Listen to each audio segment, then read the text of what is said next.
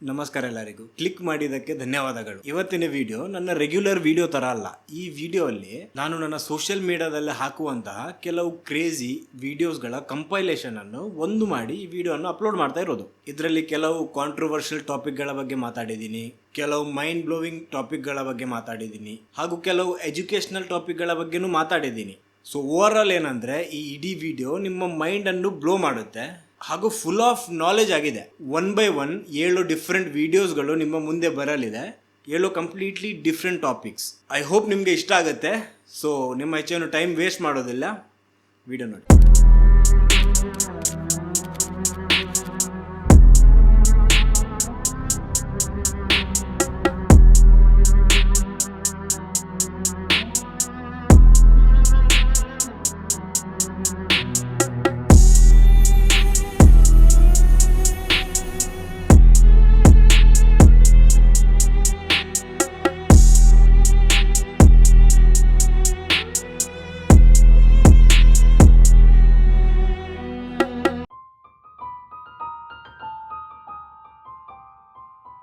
ಜ್ಞಾನ ಒಂದು ಶಾಪ, ನಾಲೆಜ್ ಈಸ್ ಎ ಕರ್ಸ್.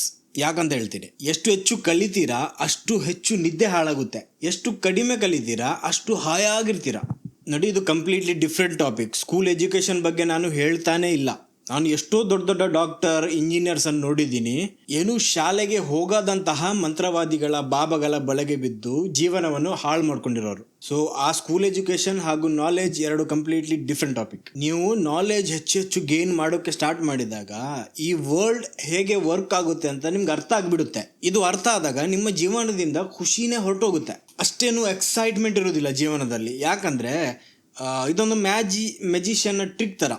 ನಿಮಗೆ ಮೆಜಿಷಿಯನ್ ಒಂದು ಟ್ರಿಕ್ ಆಲ್ರೆಡಿ ಗೊತ್ತಿದ್ರೆ ಅದು ನಿಮಗೆ ಮ್ಯಾಜಿಕ್ ಅಂತ ಅನಿಸೋದಿಲ್ಲ, ನಿಮ್ಗೆ ಅದಷ್ಟು ಎಕ್ಸೈಟ್ ಮಾಡೋದಿಲ್ಲ. ಇದು ಅದೇ ಥರನೇ. ನೀವೊಂದು ಅಡ್ವರ್ಟೈಸ್ಮೆಂಟ್ ನೋಡಿದರೆ ನಿಮ್ಗೆ ಅದರಲ್ಲಿ ಕ್ಲಿಯರ್ಲಿ ಮನಿಪ್ಯುಲೇಷನ್ ಕಾಣಿಸುತ್ತೆ. ನಿಮ್ಮ ಫ್ರೆಂಡ್ ಸರ್ಕಲ್ ತುಂಬ ಚಿಕ್ಕದಿರುತ್ತೆ, ಯಾಕಂದರೆ ನಿಮಗೆ ಫ್ರೆಂಡ್ಶಿಪ್ಪಲ್ಲಿ ಪೊಲಿಟಿಕ್ಸ್ ಕಾಣಿಸುತ್ತೆ, ಧರ್ಮದಲ್ಲಿರುವ ಕೆಲವು ಸುಳ್ಳುಗಳು ಕಾಣಿಸುತ್ತೆ, ಕಲ್ಚರಲ್ಲಿರುವ ಬಿರುಕು ಕಾಣಿಸುತ್ತೆ, ಈ ಸಿಸ್ಟಮಲ್ಲಿರುವ ಹಿಪೋಕ್ರಸಿ ಕಾಣಿಸುತ್ತೆ. ಇದನ್ನೆಲ್ಲ ನೋಡಿ ಏನು ಮಾಡ್ತೀರಾ? ನಿಮಗೆ ಎಷ್ಟು ಹೆಚ್ಚು ನಾಲೆಜ್ ಸಿಗುತ್ತೆ ನೀವು ಅಷ್ಟು ಹೆಚ್ಚು ಅನ್ಕೋತೀರಾ ನಾನು ಕಲಿಬಾರ್ದಿತ್ತು ಅಂತ. ಒಂದು ಸಿಂಪಲ್ ನ್ಯೂಸ್ ಚಾನಲ್ ನೋಡೋ ಆಗಿದೆಯಾ, ನಿಮಗೆ ಕ್ಲಿಯರ್ಲಿ ಕಾಣಿಸುತ್ತೆ ಯಾವ ತರ ಅವರು ಜನರ ಮೈಂಡ್ ಅನ್ನು ಪ್ರೋಗ್ರಾಮಿಂಗ್ ಮಾಡ್ತಾ ಇದ್ದಾರೆ ಅಂತ.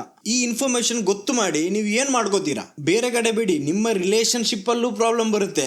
ಆರ್ಗ್ಯುಮೆಂಟ್ಸ್ ಅಲ್ಲಿ ಇಮೋಷನ್ಸ್ ಬಿಟ್ಟು ಲಾಜಿಕ್ ಅನ್ನು ಹುಡುಕೋಕೆ ಸ್ಟಾರ್ಟ್ ಮಾಡ್ತೀರಾ. ಇದು ಶಾಪ್ ಅಲ್ದಿದ್ರೆ ಮತ್ತೆ ಏನು? ಆದ್ರೆ ಇನ್ನೊಂದು ವಿಷಯ ಇದೆ, ನಾಲೆಜ್ ಇಸ್ ಪವರ್ ಅಂತ ಹೇಳ್ತಾರಲ್ವಾ, ಅದು ಅಷ್ಟೇ ಸತ್ಯ. ನಿಮ್ಮ ಜೀವನನೇ ಚೇಂಜ್ ಆಗಿಬಿಡುತ್ತೆ ನೀವು ಸೆಲ್ಫಿಶ್ ಆಗಿ ಪರ್ಸನಲ್ ಗೇನ್ಗೆ ಈ ನಾಲೆಜ್ ಅನ್ನು ಯೂಸ್ ಮಾಡಿದ್ರೆ. ನಿಮ್ಗೆ ಯಾರು ಮೋಸ ಮಾಡೋದಕ್ಕಾಗೋದಿಲ್ಲ, ನಿಮ್ಮ ಹತ್ರ ಮನಿಪುಲೇಷನ್ ಮಾಡುವಂಥ ಪವರ್ ಬಂದ್ಬಿಡುತ್ತೆ. ಇಷ್ಟರವರೆಗೆ ಬೊಂಬೆಯ ದಾರ ಬೇರೆಯವರ ಕೈಯಲ್ಲಿತ್ತು, ಆ ದಾರ ಇವಾಗ ನಿಮ್ಮ ಕೈಗೆ ಬಂದ್ಬಿಡುತ್ತೆ. Definitely knowledge is A power, ಆದರೆ ಪವರ್ ಕರಪ್ಟ್ಸ್. ಈ ಇಡೀ ಜಗತ್ತಲ್ಲಿ ತುಂಬಾ ಅಂದರೆ ತುಂಬಾನೇ ಕಡಿಮೆ ಜನರಿರೋದು ಯಾರ ಹತ್ರ ಪವರ್ ಇತ್ತು ಹಾಗೂ ಅವರ ಹತ್ರ ದುರುಪಯೋಗ ಮಾಡಿಲ್ಲ. ಸೊ ಓವರ್ ಆಲ್ ಏನು ಹೇಳ್ಬೇಕಂತಿದ್ದೇನೆಂದ್ರೆ, knowledge is a curse and also knowledge is power, but power corrupts. ಜೈ ಕರ್ನಾಟಕ. ಈಗ ಈ ನಾಲೆಜ್ ತಗೊಂಡು ನೀವೇನು ಮಾಡ್ತೀರೋ ಮಾಡಿ.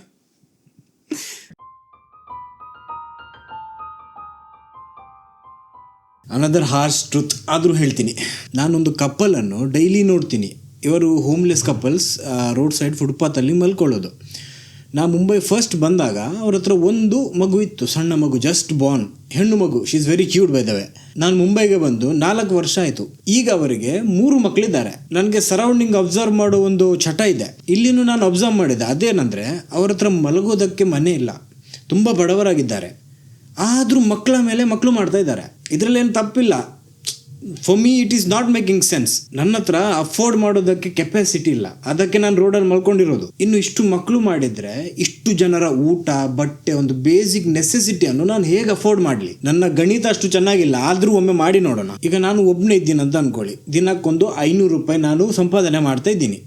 ಈ 500 ರೂಪಾಯಲ್ಲಿ ನಾನು ಒಬ್ಬನೇ ಜೀವಿಸಿದರೆ ನಾನೊಂದು ಒಳ್ಳೆ ಡೀಸೆಂಟ್ ಜೀವನವನ್ನು ಜೀವಿಸ್ಬೋದು. ಒಂದು ಒಳ್ಳೆ ಬಟ್ಟೆ, ಒಂದೊಳ್ಳೆ ಊಟ, ನನಗೆ ಬೇಕಾದ ಕೆಲವು ಐಟಮನ್ನು ಖರೀದಿ ಮಾಡಿಕೊಂಡು, ಹುಷಾರಿಲ್ಲದಾಗ ಮೆಡಿಸಿನ್ಗೆ ಸ್ವಲ್ಪ ಸ್ಪೆಂಡ್ ಮಾಡಿಕೊಂಡು ನನ್ನ ಜೀವನವನ್ನು ಆರಾಮಾಗಿ ನಾನು ಜೀವಿಸ್ಬೋದು. ಈ ಮದುವೆ ಸುಖವನ್ನು ಎಲ್ಲರೂ ಡಿಸರ್ವ್ ಮಾಡ್ತಾರೆ. ಸುಖ ದುಃಖದಲ್ಲಿ ಯಾರಾದರೂ ಒಂದು ಇರೋದಕ್ಕೆ ಬೇಕು ಪಾರ್ಟ್ನರ್. ಸೊ ನಾನು ಮದುವೆ ಮಾಡ್ಕೊಂಡೆ ಅಂತ ಅಂದ್ಕೊಳ್ಳಿ. ಈಗ ಅದೇ 500 ರೂಪಾಯಲ್ಲಿ 2 ಜೀವಗಳು ಜೀವಿಸಬೇಕು. ಇಷ್ಟರವರೆಗೆ 500 ರೂಪಾಯಲ್ಲಿ ಒಬ್ಬ ಜೀವಿಸ್ತಿದ್ದ ನಾನು 250 ನನ್ನ ಮೇಲೆ, 250 ನನ್ನ ಹೆಂಡತಿ ಮೇಲೆ ಸ್ಪೆಂಡ್ ಮಾಡಿಕೊಂಡು ಸ್ವಲ್ಪ ಅಡ್ಜಸ್ಟ್ ಮಾಡ್ಕೊಂಡು ಇರಬೇಕಾಗುತ್ತೆ. ನಾನು ಅದೇ ರೋಡಲ್ಲಿ ಹುಟ್ಟಿ ಬೆಳೆದಿದ್ದು, ನನ್ನ ಹೆಂಡತಿನೂ ಬೇರೆ ಕಡೆ ಅದೇ ರೋಡಲ್ಲಿ ಹುಟ್ಟಿ ಬೆಳೆದಿದೆ ಅಂತ ಅನ್ಕೊಳ್ಳಿ. ನಮ್ಗೆ ಅಭ್ಯಾಸ ಇದೆ, ನಾವು ಹಾಗೂ ಹೀಗೋ ಜೀವನ ಜೀವಿಸ್ತಾ ಇದ್ದೀವಿ. ಈಗ ಸಂತಾನ ಭಾಗ್ಯ ಬೇಕು, ಒಂದು ಮಗು ಇರಬೇಕಂತ ಒಂದು ಆಸೆ ಇರುತ್ತೆ ಎಲ್ಲರಿಗೂ. ಅದಕ್ಕೋಸ್ಕರ ಒಂದು ಮಗು ಮಾಡ್ಕೊಂಡಿವ ಅಂತ ಅನ್ಕೊಳ್ಳಿ. ಈಗ ಕಂಪ್ಲೀಟ್ ಮ್ಯಾಥ್ ಚೇಂಜ್ ಆಗಿಬಿಡುತ್ತೆ. ಈ 500 ರೂಪಾಯಲ್ಲಿ 3 ಜನರಿಗೆ ಈಕ್ವಲಿ ಡಿವೈಡ್ ಆಗೋದಿಲ್ಲ. ಅದರಲ್ಲಿ ಅರ್ಧ ಅಂದರೆ 250 ರೂಪಾಯಿ ಬರೀ ಮಗುವಿನ ಮೇಲೆ ಹೋಗುತ್ತೆ. ಅದಕ್ಕೆ ಹಾಲು, ಊಟ, ತಿಂಡಿ, ಟಾಯ್ಸ್, ಬಟ್ಟೆ, ಪುಸ್ತಕ, ಎಜುಕೇಷನ್ ಅಂತ. ಇನ್ನುಳಿದ 250 ರೂಪಾಯಲ್ಲಿ 125 ನಾನು, 125 ನನ್ನ ಹೆಂಡತಿ ಅಂತ ನಾವು ಹೇಗೋ ಸ್ವಲ್ಪ ಕಷ್ಟದಲ್ಲಿ ಜೀವನ ಜೀವಿಸ್ತಾ ಇದ್ದೀವಿ. ಈಗ ನನ್ನ ಲೈಫ್ ಆಲ್ರೆಡಿ ತುಂಬ ಹಾರ್ಡ್ ಆಗಿಬಿಟ್ಟಿದೆ. ಅಂದರೆ ಎಷ್ಟು ಹಣ ಇದೆ ಅಷ್ಟರಲ್ಲಿ ಆದಷ್ಟು ಎಳೆದು ನಾವು ಮೂವರು ಹೇಗೋ ಜೀವಿಸ್ತಾ ಇದ್ದೀವಿ ಅಂತ ಅನ್ಕೊಳ್ಳಿ. ಅಕಸ್ಮಾತ್ ಯಾರಾದರೂ ಹುಷಾರಿಲ್ಲದೆ ಆದರೆ ಅವರಿಗೆ ಮದ್ದು ತಗೋಬೇಕಾದ್ರೆ ಸಾಲನೇ ಮಾಡಬೇಕು ಅಂತ ಪರಿಸ್ಥಿತಿಯಲ್ಲಿ ಇದ್ದೀವಿ ಇವಾಗ. ಹಾಗೂ ಹೀಗೇನೆ ಆಗಿ ಎಲ್ಲರೂ ಈ ಸಾಲದ ಟ್ರ್ಯಾಪಲ್ಲಿ ಸಿಕ್ಕಾಕೊಳ್ಳೋದು. ಓಕೆ, ಸಾಲದ ಟ್ರ್ಯಾಪಲ್ಲಿ ಸಿಕ್ಕಾಕೊಂಡ್ವಿ ಅಂತ ಅನ್ಕೊಳ್ಳಿ. ಆದರೂ ಒಂದು ಮಗುವಿಗೆ ಹೆಚ್ಚು ಅಟೆನ್ಷನ್ ಕೊಟ್ವಿ, ಸಾಲ ಗೀಲ ಮಾಡಿ ಹಾಗೂ ಈಗ ಒಂದು ಒಳ್ಳೆ ಎಜುಕೇಷನ್, ಒಂದು ಒಳ್ಳೆ ಲೈಫನ್ನು ಕೊಟ್ಟು ಆ ಮಗುವಿನ ಜೀವನ ಸೆಟಲ್ ಮಾಡಿದರೆ ನನ್ನ ಲೈಫ್ ಸಾರ್ಥಕ ಆಗುತ್ತೆ. ಇನ್ನು 3-4 ಮಕ್ಕಳು ಮಾಡಿದರೆ ಆ 500 ರೂಪಾಯಲ್ಲಿ ನಾನು ಹೇಗೆ ಅಷ್ಟು ಜನರಿಗೆ ಒಂದು ಬಟ್ಟೆ ತುಂಡಾದರೂ ತಂದು ಕೊಡಲಿ? ಹುಷಾರಿಲ್ದಾಗ ಆದರೆ ಆ ಪಾಪ ಮಕ್ಕಳ ಗತಿ ಏನು? ಆ ಮಕ್ಕಳು ಡಿಸರ್ವೇ ಮಾಡೋದಿಲ್ಲ ಆ ರೋಡಲ್ಲಿ ಜೀವನ. ದೇ ನೆವರ್ ಆಸ್ to be born at first place. ಇದೇ ರೀಸನ್ ಬಡವರು ಬಡವರಾಗಿ ಉಳಿತಾರೆ, ಶ್ರೀಮಂತರು ಶ್ರೀಮಂತರೇ ಆಗ್ತಾರೆ. ಒಂದು ಫ್ಯಾಕ್ಟ್ ಹೇಳ್ತೀನಿ ಯಾಕಂತ.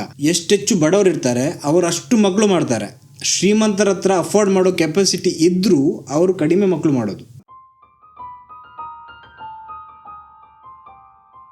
ಇದನ್ನು ಹೇಳಿದರೆ ನನಗೆ ತುಂಬ ಹೇಟ್ ಸಿಗುತ್ತೆ, ಆದರೂ ಹೇಳ್ತೀನಿ. ಯಾಕೆ ಪ್ರತಿಯೊಂದು ರಿಲಿಜನ್ನ ಫಸ್ಟ್ ರೂಲ್ ನಮ್ಮ ಲುಕ್ಸ್ ಹಾಗೂ ಐಡೆಂಟಿಟಿಯನ್ನು ಚೇಂಜ್ ಮಾಡೋದಾಗಿದೆ. ನೀವು ಇದೇ ತರ ಬಟ್ಟೆ ಹಾಕ್ಬೇಕು, ಇದೇ ತರ ಪ್ರಾರ್ಥಿಸ್ಬೇಕು, ಇದನ್ನೇ ತಿನ್ಬೇಕು, ಇದೇ ತರ ಗಡ್ಡ ಇಡಬೇಕು. ಈವನ್ ಒಬ್ಬರು ಇನ್ನೊಬ್ಬರಿಗೆ ಗ್ರೀಟ್ ಮಾಡುವ ರೀತಿನೂ ಪ್ರತಿ ರಿಲಿಜನ್ ಅಲ್ಲಿ ಡಿಫ್ರೆಂಟ್ ಆಗಿದೆ. ನನ್ನ ತಲೆಯಲ್ಲಿ ಪ್ರಶ್ನೆ ಬಂದಿದೆ ಏನಂದ್ರೆ, ದೇವರು ನಿಜವಾಗ್ಲೂ ಕೇರ್ ಮಾಡ್ತಾನ? Photon, neutron, galaxy, black hole, universe, dark matter, space ಇದನ್ನೆಲ್ಲ ಚುಟ್ಕಿಯಲ್ಲಿ ಮಾಡಿ ಚುಟ್ಕಿಯಲ್ಲಿ ಡೆಸ್ಟ್ರಾಯ್ ಮಾಡುವಂತಹ ದೇವರು ನಿಜವಾಗ್ಲೂ ಕೇರ್ ಮಾಡ್ತಾನ? ಈ ಅಹಮ್ಮದ್ ಯಾಕೆ ಸ್ಯಾಫ್ರನ್ ಬಟ್ಟೆ ಹಾಕಿದ? ಈ ಚೇತನ್ ಯಾಕೆ ಟೊಪ್ಪಿ ಹಾಗೂ ಗಡ್ಡ ಇಟ್ಟಿದ್ದಾನೆ? ಚೆಕ್ ಮೂಡೆ ಹಾಳಾಗ್ಬಿಡ್ತು. ಈ ತರ ಏನಾದ್ರು ಇದೆಯಾ? ನಿಜ ಅಲ್ಲ, ದೇವರು ಕೇರ್ ಮಾಡೋದಿಲ್ಲ, ಮನುಷ್ಯರು ಮಾಡೋದು. ಇದು ಯಾಕೆ ಮಾಡಿರೋದಂದ್ರೆ, ಒಬ್ಬನು ಇನ್ನೊಬ್ಬನನ್ನು ನೋಡಿ ಇವನು ನಮ್ಮವನಲ್ವ ಅಂತ ನಮ್ಗೆ ಗೊತ್ತಾಗಬೇಕು, ಅದಕ್ಕೋಸ್ಕರ ಮಾಡಿರೋದು. ಈ ತರ ಗೊತ್ತಾದ್ರೆ ಒಂದು ಮನುಷ್ಯನ ಜೊತೆ ಬಾಂಡಿಂಗ್ ಮಾಡೋದಕ್ಕೆ ಈಸಿ ಆಗಿರುತ್ತೆ. ಅವ್ರ ಜೊತೆ ನಾವು ಸೇಫ್ ಫೀಲ್ ಮಾಡ್ಬೇಕಾ ಅನ್ಸೇಫ್ ಫೀಲ್ ಮಾಡ್ಬೇಕಾ ನಮ್ಗೆ ಗೊತ್ತಾಗುತ್ತೆ. ಈ ತರ ಆಗಿಲ್ಲ ಅಂದ್ರೆ ಸಿಸ್ಟಮೇ ಕೊಲಾಪ್ಸ್ ಆಗ್ಬಿಡುತ್ತೆ. ಯೂಶಲಿ ಏನಾಗುತ್ತೆ ಅಂದ್ರೆ ನೋಡಿ, ಒಬ್ಬನ ಐಡೆಂಟಿಟಿಯನ್ನೇ ನೀವು ಕಿತ್ಕೊಂಡ್ರೆ ಅವನು ಇಂಡಿವಿಜುವಲ್ ಮನುಷ್ಯ ಆಗಿರೋದಿಲ್ಲ, ಅವನೊಂದು ಗ್ರೂಪ್ನ ಪಾರ್ಟ್ ಆಗಿಬಿಡ್ತಾನೆ. ಒಬ್ಬ ಅಂದ್ಕೊಂಡು ನೀವು 1 ಕೋಟಿ ಜನರನ್ನು ಕಂಟ್ರೋಲ್ ಮಾಡೋದು ತುಂಬಾ ಕಷ್ಟ, ಆಗೋದೇ ಇಲ್ಲ. ಆದ್ರೆ ಒಂದೇ ತರಹದ 1 ಕೋಟಿ ಜನರನ್ನು ಕಂಟ್ರೋಲ್ ಮಾಡೋದು ತುಂಬಾ ಈಸಿ ಆಗಿದೆ. ಒಬ್ಬನನ್ನು ಜಡ್ಜ್ ಮಾಡೋದು ಎಷ್ಟು ಈಸಿ ಆಗಿದೆ ನೋಡಿ ಹೇಳ್ತೀನಿ. ನಾನೊಂದು ಹೆಸರು ಹೇಳ್ತೀನಿ, ನೀವು ಇಮ್ಯಾಜಿನ್ ಮಾಡಿ ಈ ಮನುಷ್ಯ ಹೇಗಿರ್ಬಹುದು, ಯಾರಿರ್ಬಹುದು ಅಂತ. ಅವನ ಹೆಸರು ಆಂಟೋನಿ. ಇಮ್ಯಾಜಿನ್ ಮಾಡಿ. ಹೆಸರು ಹೇಳ್ತಾ ಇದ್ದಾಗೆ ನಿಮ್ಮ ತಲೆಯಲ್ಲಿ ಆಲ್ರೆಡಿ ಬಂದಾಗಿರ್ಬೋದು. ಅವನು ಎಂಥದೇ ಮನುಷ್ಯ ಆಗಿರಲಿ, ಎಷ್ಟು ಒಳ್ಳೆಯವನಾಗಿರ್ಲಿ, ಎಷ್ಟು ಕೆಟ್ಟವನಾಗಿರ್ಲಿ, ನೀವು ಅವನು ನಮ್ಮವನು ಅಥವಾ ನಮ್ಮವನಲ್ಲ ಅನ್ನೋ ಒಂದು ಲೈನ್ ಡ್ರಾ ಮಾಡಿ ಆಗಿದೆ. ಇದೇ ರೀಸನ್ ಆಕ್ಚುಲಿ. ನೋಡಿ, ನಾನು ಯಾರ ಫೇತ್ ಅನ್ನು ಅಟ್ಯಾಕ್ ಮಾಡ್ತಾ ಇಲ್ಲ. ಒಂದು ಫೇತ್ ಜನರಿಗೆ ಜೀವನಕ್ಕೊಂದು ಅರ್ಥ ಕೊಡುತ್ತೆ, ಒಂದು ಕಂಫರ್ಟ್ ಕೊಡುತ್ತೆ ಜೀವನದಲ್ಲಿ, ಹಾಗೂ ಒಂದು ಕಮ್ಯುನಿಟಿಯನ್ನು ಒಟ್ಟಿಗೆ ಹೋಲ್ಡ್ ಮಾಡಿಡುತ್ತೆ. ಆದ್ರೆ ನಾನು ಏನ್ ಮಾತಾಡ್ತಾ ಇರೋದಂದ್ರೆ, ಬರೀ ಒಂದು ಹೆಸರು ಕೇಳಿ ಒಂದು ಮನುಷ್ಯನ ಕಂಪ್ಲೀಟ್ ಐಡೆಂಟಿಟಿಯನ್ನೇ ಜಡ್ಜ್ ಮಾಡೋದು ಇದು ಸರಿಯಲ್ಲ. ನಾನು ಚಿಕ್ಕವನಿದ್ದಾಗಿಂದ ನನ್ನ ತಲೆಯಲ್ಲೊಂದು ಪ್ರಶ್ನೆ ಇತ್ತು. ಅದೇನಂದರೆ, ಈ ಒಲಿಂಪಿಕ್ಸಲ್ಲಿ ಸ್ಪೋರ್ಟ್ಸಲ್ಲೆಲ್ಲ ಹುಡುಗರ ಬಟ್ಟೆ ನಾರ್ಮಲ್ ಆಗಿರುತ್ತೆ, ಅದೇ ಹುಡುಗಿಯರ ಬಟ್ಟೆ ನೀವು ನೋಡೋಕೆ ಹೋದರೆ ತುಂಬ ಚಿಕ್ಕ ಬಟ್ಟೆ ಇರೋದು, ಆಲ್ಮೋಸ್ಟ್ ಚಡ್ಡಿ ಹಾಗೂ ಬ್ರಾದಲ್ಲೇ ಇರೋದು ಅವರು. ಸೊ ಈ ಥರ ಯಾಕೆ? ಏನಾದರೂ ಸೈಂಟಿಫಿಕ್ ರೀಸನ್ ಇದೆಯಾ ಇದರ ಹಿಂದೆ? ಏನಾದರೂ ವುಮನ್ ಸ್ಪೆಸಿಫಿಕ್ ಏರೋಡೈನಾಮಿಕ್ಸ್ ಏನಾದರೂ ಕೆಲಸ ಮಾಡುತ್ತಾ? ನನ್ನ ತಲೆಯಲ್ಲಿತ್ತು ಪ್ರಶ್ನೆ, ಜೆನ್ವನ್ಲಿತ್ತು. ಆ ಟೈಮಲ್ಲಿ ಯಾರ ಹತ್ರನೂ ಕೇಳೋ ಹಾಗಿರಲಿಲ್ಲ, ಯಾಕಂದರೆ ನಾಚಿಕೆ ಆಗ್ತಾಯಿತ್ತು. ಸೊ ಇವನ್ಚುಲಿ ಅದನ್ನ ಮರ್ತೇ ಹೋಗಿದ್ದೆ. ನಿನ್ನೇನೋ ಇನ್ಸ್ಟಾಗ್ರಾಮಲ್ಲಿ ರೀಲ್ಸ್ ಸ್ಕ್ರೋಲ್ ಮಾಡ್ತಾ ಇರುವಾಗ ಮತ್ತೊಮ್ಮೆ ಒಂದು ಸ್ಪೋರ್ಟ್ಸ್ ಇದು ವಿಡಿಯೋ ಬಂತು. ಅದು ನೋಡಿದಾಗ ನನ್ನ ತಲೆಯಲ್ಲಿ ಮತ್ತೆ ಪ್ರಶ್ನೆ ಬಂತು, ಯಾಕೆ ಈ ಥರ ನೋಡೋಣ ಅಂತ ChatGPT ಹೋಗಿ ಪ್ರಶ್ನೆ ಕೇಳಿದೆ. ಯಾಕೆ ಸ್ಪೋರ್ಟ್ಸಲ್ಲಿ ಹುಡುಗರ ಬಟ್ಟೆ ನಾರ್ಮಲ್ ಆಗಿರುತ್ತೆ ಹಾಗೂ ಹುಡುಗಿಯರ ಬಟ್ಟೆ ತುಂಬ ಚಿಕ್ಕದಾಗಿರುತ್ತೆ ಅಂತ. ಅದಕ್ಕೆ ಗೊತ್ತಿದೆ ChatGPT ಏನು ಹೇಳಿತ್ತು ಅಂತ. ChatGPT ಹೇಳಿತ್ತು, ಬಿಕಾಸ್ ಹುಡುಗಿಯರು ಸಣ್ಣ ಬಟ್ಟೆ ಹಾಕಿದರೆ ಅಟೆನ್ಷನ್ ಸಿಗುತ್ತೆ, ಜನರು ವ್ಯೂವರ್ಶಿಪ್ ಹೆಚ್ಚಾಗುತ್ತೆ, ಜನರು ನೋಡ್ತಾರೆ. ಈ ಥರ ನೋಡಿದರೆ ಸ್ಪಾನ್ಸರ್ಶಿಪ್, ಬ್ರ್ಯಾಂಡ್ ಡೀಲ್ಸ್, ಹಣ ಎಲ್ಲ ಬರುತ್ತೆ. ಅದಕ್ಕೋಸ್ಕರ ಸ್ಪೋರ್ಟ್ಸ್ ಯಾವಾಗಿಂದ ಹುಡುಗಿಯರು ಭಾಗವಹಿಸೋಕೆ ಶುರು ಮಾಡಿದ್ರು ಆವಾಗಿಂದ ಚಿಕ್ಕ ಬಟ್ಟೆನೇ ಪ್ರಮೋಟ್ ಮಾಡ್ತಾ ಇರೋದು. ಇದು ಸ್ಟ್ರೈಟ್ ಅಪ್ ChatGPT ಕೊಟ್ಟ ಆನ್ಸರ್. ಅದು ಏನು ಡಿಫೆಂಡು ಮಾಡೋಕ್ಕೆ ಹೋಗಿಲ್ಲ, ಸ್ಟ್ರೈಟ್ ಅಪ್ ಹೇಳಿದ್ದು ಇದೇ ರೀಸನ್ ಅಂತ. ಅದಲ್ಲದೆ ChatGPT ಮತ್ತೆ ಹೇಳಿದ್ದು ಆ್ಯಕ್ಚುಲಿ ಹುಡುಗಿಯರಿಗೆ ಫೋರ್ಸ್ ಮಾಡಿದ್ದು ಇದೇ ರಿವೀಲಿಂಗ್ ಬಟ್ಟೆ ಹಾಕೋದಕ್ಕೆ. ಬಿಕಾಸ್ ಅವರಿಗೆ ಸ್ಪಾನ್ಸರ್ಶಿಪ್ ಬೇಕಿತ್ತು, ಅಥವಾ ಸ್ಪಾನ್ಸರ್ ಮಾಡಿರುವ ಏನು ಬ್ರ್ಯಾಂಡ್ಸ್ಗಳಿವೆ ಅವುಗಳು ಅವರಿಗೆ ಚಿಕ್ಕ ಚಿಕ್ಕ ಬಟ್ಟೆ ಆಗೋದಕ್ಕೆ ಫೋರ್ಸ್ ಕೂಡ ಮಾಡಿದ್ದಿದೆ. ನನ್ನ ಮೈಂಡ್ ಬ್ಲೋ ಆಯಿತು, ಈ ಕ್ಯಾಪಿಟಲಿಸ್ಟಿಕ್ ವರ್ಲ್ಡ್ ಏನಿದೆ ಇದು ಹುಡುಗಿಯರನ್ನು ಎಷ್ಟು ಯೂಸ್ ಮಾಡ್ತಾ ಇದೆ ಅಂತ. ಆಲ್ಸೋ ನನ್ನದೊಂದು ಪಾಯಿಂಟ್ ಪ್ರೂವ್ ಆಯಿತು. ನಾನೊಂದು ವಿಡಿಯೋ ಮಾಡಿದ್ದೆ ಕೆಲವು ತಿಂಗಳ ಮುಂಚೆ, ಹೇಗೆ ಬ್ರ್ಯಾಂಡ್ಗಳು ಹುಡುಗಿಯರಿಗೆ ಮನಿಪ್ಯುಲೇಟ್ ಮಾಡಿ ಅವರನ್ನು ಯೂಸ್ ಮಾಡ್ತಾ ಇದೆ, ಅವರಿಗೆ ಚಿಕ್ಕ ಚಿಕ್ಕ ಬಟ್ಟೆ ಆಗೋದಕ್ಕೆ ಫೋರ್ಸ್ ಮಾಡ್ತಾ ಇದೆ ಅಂತ. ಇದರ ಬಗ್ಗೆ ಒಂದು ವಿಡಿಯೋ ಮಾಡಿದ್ದೆ, ಅದು ಇನ್ನೂ ಹೆಚ್ಚು ಇನ್ಫಾರ್ಮೇಟಿವ್ ಆಗಿದೆ.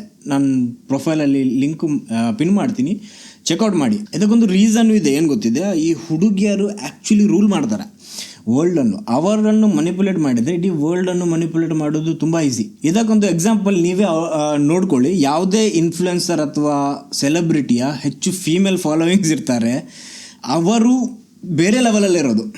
BTS ನೋಡಿ, ಜಸ್ಟಿನ್ ಬೀಬರ್ ಒಂದು ಟೈಮಲ್ಲಿ ಅದೇ ಥರ ಇದ್ದ.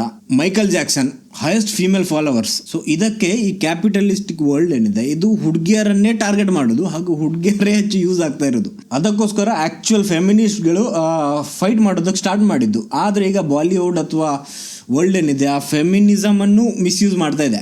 ಅದರ ಬಗ್ಗೆ ಇನ್ನೊಂದು ವಿಡಿಯೋ ಮಾಡ್ತೀನಿ. ನಿಮಗೆ ಇಂತಹ ಹಾರ್ಸ್ ಟ್ರೂತ್ಗಳ ಬಗ್ಗೆ ಕಲಿಯೋದಕ್ಕೆ, ಮಾತಾಡೋದಕ್ಕೆಲ್ಲ ಇಷ್ಟ ಇದ್ದರೆ ಈ ಪೇಜಿಗೆ ಫಾಲೋ ಮಾಡಿ. ಸೊ ಇವತ್ತಿಗಿಷ್ಟೇ, ಮತ್ತೆ ಬರ್ತೀನಿ ಮತ್ತೊಂದು ವಾರ. ಜೈ ಕರ್ನಾಟಕ.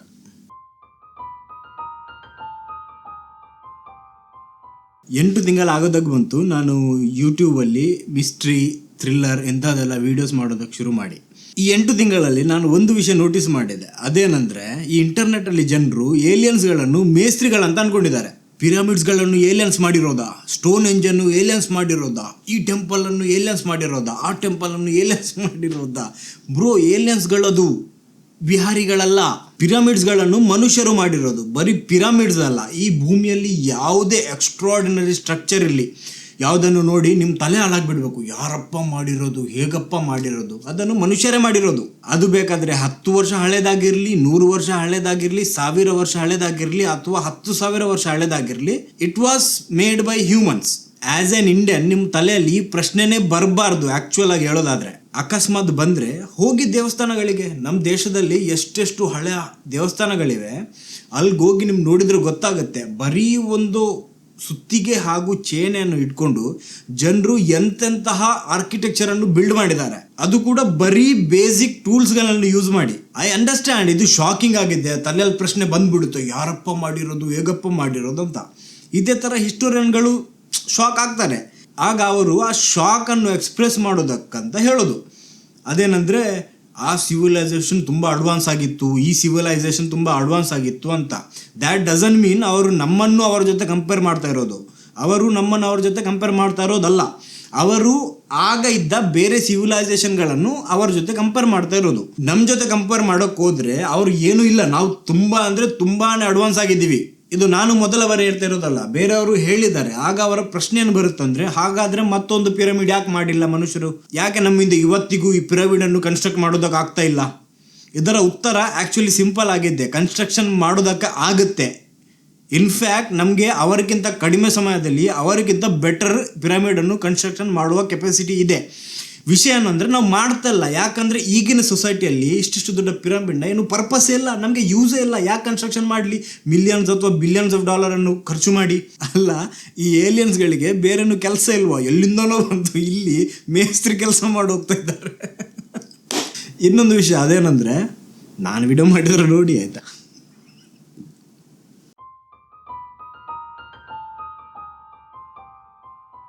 ನಿಮ್ಗೆ ಯಾವುದಾದ್ರೂ ಪ್ಲೇಸಲ್ಲಿ ನೆಗೆಟಿವ್ ಎನರ್ಜಿ ಫೀಲ್ ಆಗಿದೆಯಾ, ಬ್ಯಾಡ್ ವೈಬ್ ಫೀಲ್ ಆಗಿದೆಯಾ, ಅಥವಾ ಈ ಪ್ಲೇಸ್ ಹಾಂಟೆಡ್ ಆಗಿದೆ ಅಂದಾಗ ಏನಾದರೂ ಫೀಲ್ ಆಗಿದೆಯಾ? ಸಡನ್ಲಿ ಹೆದರಿಕೆ ಆದಾಗೆ, ಅಥವಾ ಯಾರೋ ನಿಮ್ಮನ್ನು ನೋಡಿದಾಗೆ, ಅಥವಾ ನೀವು ಯಾರನ್ನು ನೋಡಿದಾಗೆ ಫೀಲ್ ಆಗುತ್ತಾ? ಸ್ಪೆಷಲಿ ಹಳೆಯ ಮನೆಗಳಲ್ಲಿ ಈ ಥರ ನಿಮಗೆ ಅಥವಾ ನಿಮ್ಮ ಪರಿಚಯದವ್ರಿಗೆ ಫೀಲ್ ಆಗಿದ್ರೆ ಡೆಫಿನೆಟ್ಲಿ ಭೂತ ಪ್ರೇತದ ಕಾಟ ಇದೆ ಅಂತ ಅನ್ಕೊಂಡಿರ್ತೀರಾ. ಆದರೆ what if I tell you, ಇದೆಲ್ಲ ನಿಮಗೆ ಫೀಲ್ ಬರೀ ಒಂದು ಸೌಂಡ್ನಿಂದ ಆಗೋದಕ್ಕೆ ಸಾಧ್ಯ ಇದೆ. ಫನ್ ಫ್ಯಾಕ್ಟ್ ಏನು ಅಂದರೆ, ಈ ಸೌಂಡ್ ನಿಮಗೆ ಕೇಳಿಸೋದು ಇಲ್ಲ. ಇದಕ್ಕೆ ಇನ್ಫ್ರಾಸೌಂಡ್ ಅಂತ ಕರೀತಾರೆ. ಆ್ಯಂಡ್ ಎಸ್, ಈ ಸೌಂಡ್ ಎಕ್ಸಿಸ್ಟ್ ಆಗುತ್ತೆ. ಈಗ ಸೈನ್ಸ್ ಏನಂದರೆ ಮನುಷ್ಯನ ಕಿವಿ ಮಿನಿಮಮ್ ಅಂದರೆ 20 ಹರ್ಟ್ಸ್, ಮ್ಯಾಕ್ಸಿಮಮ್ ಅಂದರೆ 20,000 ಹರ್ಟ್ಸ್ನಷ್ಟು ಫ್ರೀಕ್ವೆನ್ಸಿ ಕೇಳುವಷ್ಟು ಮಾತ್ರ ಕೇಪಬಲ್ ಆಗಿರೋದು. 20,000 ಹರ್ಟ್ಸ್ಗಿಂತ ಮೇಲಿನ ಸೌಂಡನ್ನು ಅಲ್ಟ್ರಾಸೌಂಡ್ ಅಂತ ಕರೀತಾರೆ, ಹಾಗೂ 20 ಹರ್ಟ್ಸ್ಗಿಂತ ಕೆಳಗಿನ ಸೌಂಡನ್ನು ಇನ್ಫ್ರಾಸೌಂಡ್ ಅಂತ ಕರೀತಾರೆ. ಈ ಇನ್ಫ್ರಾಸೌಂಡ್ ನ್ಯಾಚುರಲಿ ನಮ್ಮ ನಡುವೆ ಎಕ್ಸಿಸ್ಟ್ ಆಗುತ್ತೆ. ಆನೆಗಳು ಹಾಗೂ ಈ ವೇಲ್ಗಳು ಕಮ್ಯುನಿಕೇಟ್ ಮಾಡೋದಕ್ಕೆ ಯೂಸ್ ಮಾಡುತ್ತೆ ಈ ಸೌಂಡ್ ಅನ್ನು. ಆದ್ರೆ ನಾವು ಮನುಷ್ಯರು ಇದನ್ನು ಕೇಳುವಷ್ಟು ಕೇಪಬಲ್ ಆಗಿಲ್ಲ. ಇದು ನಮ್ಮ ಒಳ್ಳೆದಕ್ಕೆ. ನಾವು ಎಲ್ಲಾದ್ರೂ ಎಲ್ಲಾ ಫ್ರೀಕ್ವೆನ್ಸಿ ಕೇಳುವಷ್ಟು ಕೇಪಬಲ್ ಆಗಿದ್ದಿದ್ರೆ ಒಂದೇ ದಿನದಲ್ಲಿ ಹುಚ್ಚರಾಗ್ತಿದ್ವಿ. ಅಷ್ಟು ನಾಯ್ಸ್ ಇದೆ ನಮ್ಮ ಸರೌಂಡಿಂಗ್ ಅಲ್ಲಿ. ಈಗ ನನ್ಗೆ ಈ ತರ ಫೀಲ್ ಆಗೋದಕ್ಕೂ ನನ್ನ ಮನೆಗೂ ಈ ಇನ್ಫ್ರಾಸೌಂಡ್ಗೂ ಏನ್ ಲಿಂಕ್ ಇದೆ ಅಂತ ಕೇಳುವವರೆಗೆ ಈ ಒಂದು ಸ್ಟೋರಿ ಕೇಳಿ. ಒಬ್ಬ ಬ್ರಿಟಿಷ್ ಸೈಂಟಿಸ್ಟ್ ಇದ್ದ, ಅವನ ಹೆಸರು ವಿಕ್ ಟ್ಯಾಂಡಿ ಅಂತ. ಇವನು ತನ್ನ ಲ್ಯಾಬ್ ಅಲ್ಲಿ ಈ ತರ ಏನೋ ಕೆಲಸ ಮಾಡ್ತಾ ಇರುವಾಗ ಸಡನ್ಲಿ ಅವನಿಗೆ ಈ ತರ ಏನೋ ಆಫ್ ಆದಾಗೆ ಫೀಲ್ ಆಗೋಕೆ ಸ್ಟಾರ್ಟ್ ಆಯ್ತು. ಏನೋ ಹೆದರಿಕೆ ಆದಾಗೆ, ಹುಷಾರಿಲ್ಲದಾಗೆ, ಹಾಗೂ ಸಡನ್ಲಿ ಅವನಿಗೆ ದೂರದಿಂದ ಯಾರನ್ನು ನೋಡಿದಾಗ ಫೀಲ್ ಆಯ್ತು. ಈ ತರ ಆದಾಗ ಅವನಿಗೆ ನಂಬೋದಕ್ಕಾಗ್ಲಿಲ್ಲ, ನಾನೇನು ಭೂತ ನೋಡಿದ್ನ. ಆದ್ರೂ ಸೈಂಟಿಸ್ಟ್ ಆಗಿದ್ರಿಂದ ಅವನು ಡೈರೆಕ್ಟ್ ಭೂತ ಅಂತ ಹೇಳಿಲ್ಲ. ಅವನೇನು ಮಾಡಿದ, ನಾನು ಇದನ್ನು ಯಾಕೆ ನೋಡಿದೆ ಅಂತ ಅನ್ನೋದಕ್ಕೆ ರಿಸರ್ಚ್ ಮಾಡೋದು ಸ್ಟಾರ್ಟ್ ಮಾಡಿದ. ನಾ ಈ ತರ ನೋಡಿದಕ್ಕೆ ಏನಾದ್ರೂ ಅರ್ಥ ಬೇಕಲ್ವಾ. ಈ ತರ ಅವ್ನು ರಿಸರ್ಚ್ ಮಾಡ್ತಿರುವಾಗ ಒಂದು ವಿಷಯ ಅವ್ನು ನೋಟಿಸ್ ಮಾಡ್ತಾನೆ. ಅದೇನಂದ್ರೆ ಅವನ ಲ್ಯಾಬ್ ಅಲ್ಲಿ ಆ ಒಂದು ಸೈಡ್ ಅಲ್ಲಿ ಇಟ್ಟಿದ್ದ ಹಳೆಯ ಫ್ಯಾನ್ ಇತ್ತು. ಆ ಫ್ಯಾನ್ ಆನ್ ಇದ್ರೆ ಮಾತ್ರ ಅವನಿಗೆ ಈ ತರ ಫೀಲ್ ಆಗೋದು, ಬೇರೆ ಟೈಮಲ್ಲಿ ಈ ತರ ಫೀಲ್ ಆಗೋದಿಲ್ಲ. ಓಕೆ, ಈ ಫ್ಯಾನ್ ಇಂದ ಈ ತರ ಆಗ್ತಾ ಇದೆ ಅಂತ ಟೆಸ್ಟ್ ಮಾಡೋದಕ್ಕೋಸ್ಕರ ಅವನು ಎಲೆಕ್ಟ್ರಾನಿಕ್ ಡಿವೈಸ್ ಎಲ್ಲ ತಂದು ಫ್ಯಾನ್ ಅನ್ನು ಟೆಸ್ಟ್ ಮಾಡಿದಾಗ ಅವನು ಗೊತ್ತಾಗುತ್ತೆ ಈ ಫ್ಯಾನ್ ರೊಟೇಟ್ ಆಗುವಾಗ ಏನು ಸೌಂಡ್ ಬರುತ್ತೆ. ಅದರ ಜೊತೆಗೆ ಇನ್ಫ್ರಾಸೌಂಡ್ ಅನ್ನು ಪ್ರೊಡ್ಯೂಸ್ ಮಾಡ್ತಾ ಇತ್ತು. ಇದರಿಂದಾಗಿ ಅವನಿಗೆ ಈ ತರ ಎಲ್ಲ ಫೀಲ್ ಆಗ್ತಾ ಇತ್ತು ಅಂತ ಅವನಿಗೆ ಗೊತ್ತಾಗುತ್ತೆ. ಈಗ ಈ ಇನ್ಫ್ರಾಸೌಂಡ್ ಏನಿದೆ ಇದು ನಮಗೆ ಕೇಳಿಸದಿದ್ರು ನಮ್ಗದು ಫೀಲ್ ಆಗುತ್ತೆ. ಒಂದು ಪರ್ಟಿಕ್ಯುಲರ್ ಫ್ರೀಕ್ವೆನ್ಸಿಯಲ್ಲಿ ನಮ್ಮ ಐಬಾಲ್ಸ್, ನಮ್ಮ ಹಾರ್ಟ್, ಈವನ್ ನಮ್ಮ ಬ್ರೈನ್ ಕೂಡ ವೈಬ್ರೇಷನ್ ಆಗುತ್ತೆ. ಈ ತರ ವೈಬ್ರೇಷನ್ ಆದಾಗ ನಮಗೆ ಆಂಗ್ಸೈಟಿ, ಹೆದರಿಕೆ, ಏನು ನೋಡಿದಾಗ ಈ ತರ ಎಲ್ಲ ಫೀಲ್ ಆಗೋದು. ಈಗ ಮನೆಯಲ್ಲಿರುವಾಗ ನಮ್ಮ ಸರೌಂಡಿಂಗ್ ಅಲ್ಲಿ ತುಂಬಾ ಮೆಕ್ಯಾನಿಕಲ್ ಡಿವೈಸಸ್ ಇದೆ. ಇದರಿಂದ ಇನ್ಫ್ರಾಸೌಂಡ್ ಪ್ರೊಡ್ಯೂಸ್ ಆಗೋದಕ್ಕೆ ಸಾಧ್ಯ ಇದೆ. ಅದರಿಂದ ನಿಮ್ಗೆ ಈ ತರ ಫೀಲ್ ಆಗೋದಕ್ಕೆ ಸಾಧ್ಯ ಇದೆ. ಸ್ಪೆಷಲಿ ಹಳೆ ಮನೆಗಳಲ್ಲಿ ಡಿಸೈನ್ ಇರುವ ಕಿಟಕಿ ಇರುತ್ತೆ ಅಥವಾ ಹಂಚಿನ ನಡುವೆ ಗ್ಯಾಪ್ ಇರುತ್ತೆ. ಇದರಲ್ಲಿ ಗಾಳಿ ಪಾಸ್ ಆಗುವಾಗನು ಇನ್ಫ್ರಾಸೌಂಡ್ ಪ್ರೊಡ್ಯೂಸ್ ಆಗೋದಕ್ಕೆ ಸಾಧ್ಯ ಇದೆ.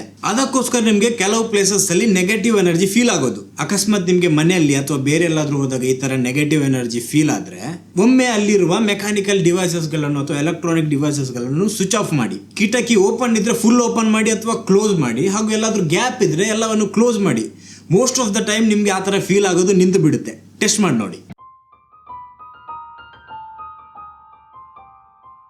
ನೀವು ನಿಮ್ಮ ಎಕ್ಸಿಸ್ಟೆನ್ಸನ್ನೇ ಕ್ವಶನ್ ಮಾಡುವಾಗೆ ಮಾಡ್ತೀನಿ. ಈ ವಿಡಿಯೋವನ್ನು ಎಂಡ್ವರೆಗೆ ನೋಡಿ. ಈಗ 5 ಸೆಕೆಂಡ್ ಟೈಮರ್ ಆನ್ ಆಗುತ್ತೆ. ನೀವು ನಿಮ್ಮ ಜೀವನದಲ್ಲಾದ ಒಂದು ಮೋಸ್ಟ್ ಬ್ಯೂಟಿಫುಲ್ ಮೂಮೆಂಟ್ ಅನ್ನೊಮ್ಮೆ ನೆನಪಿಸ್ಕೊಳ್ಳಿ.